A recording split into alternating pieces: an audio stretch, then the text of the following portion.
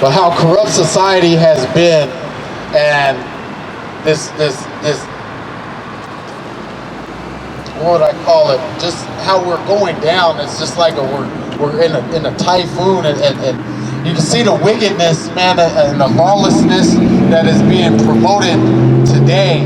Everything evil is being glorified like it's good.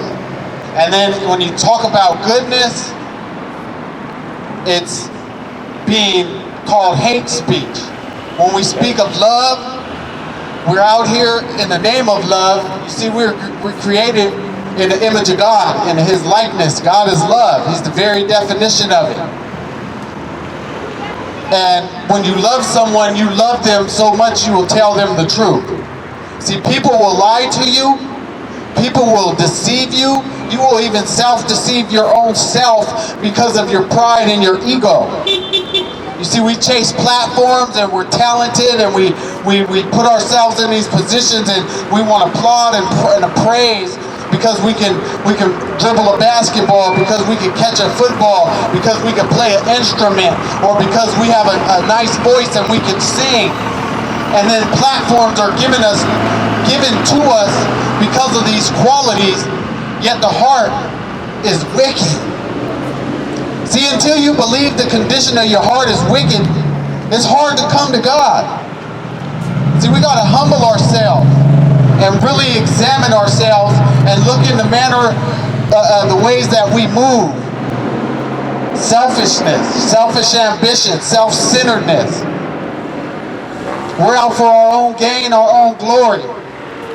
We like to drive nice cars, and then our identity is that we think we're a different type of person because we're wearing a certain type of clothing, because we're driving a certain type of a car that makes us more special than somebody else. See, we're all, at the bottom of the cross is flat. Everybody's the same. Amen. Every man is the same. There's no man above the other. See, God don't recognize people as being better than other people. We're all the same to Him. We all have wicked hearts. We all have a sinful nature. We're all in this fleshly body that's living out the desires of the flesh, that's living out the cravings of the flesh. And then in this world is so deceitful that it's designed to give the flesh everything it desires. See, so we can look out here and see everything we want to take part in. It's of the flesh. See, everything good and perfect comes from God. Everything good and perfect comes from God. But see, what's in our lives that's distracting us from even seeing that? A lot of us, we see it, we just want to turn it off so that we can live in the manner we want to live in. But we'll never escape the judgment of God. See, what is it to be saved? And what are we being saved from? So you have to first know that you need to be saved. If you don't even think you need to be saved, man, God ain't for you. But I'll tell you one thing, you tell Him that when you meet Him. See, God is saving us from God. Although He's a merciful, just, loving God, He's also a God of justice and wrath and judgment. Amen.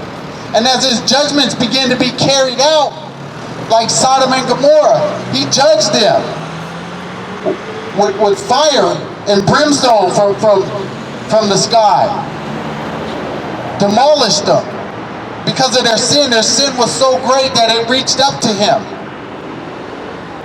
See, God judged the earth in the beginning with the flood. He looked at what He saw and seen the hearts of men was continuously evil. And he put judgment to flood the earth and start all over. Only one righteous man was found on the earth, was Noah. It doesn't say his family was righteous. They were saved because of his righteousness. See, God looked down at His creation and it grieved His heart. He repented for ever making us, because He's seen the evil that we can accomplish. Imagine if He never flooded the earth and we've just been alive since. No, wicked. We be way ahead of where we are now in wickedness. Amen. Because just in 2,000 years, man, this is less than 400 years after the flood, it was already beginning to get evil again. They went and built the Tower of Babel.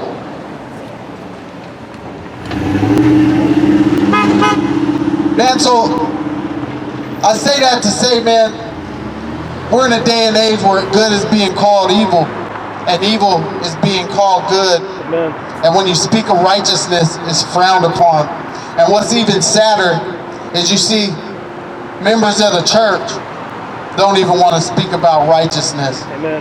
They're in this religious spirit of going to church on Sunday and then living for themselves the other 6 days. And then when you come and speak of righteousness, no one wants to have conversations about God. But we can sit and have 2-hour conversations about basketball players and Hollywood stars and rap stars, singers. We know all these singers, we know all these things, but yet we don't know God.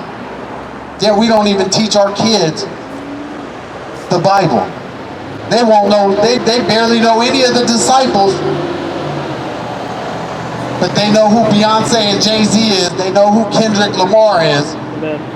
They know who Eminem is. See, they know all of these people that don't know them. Don't give a doggone about them. Wouldn't give them a dime if they saw them.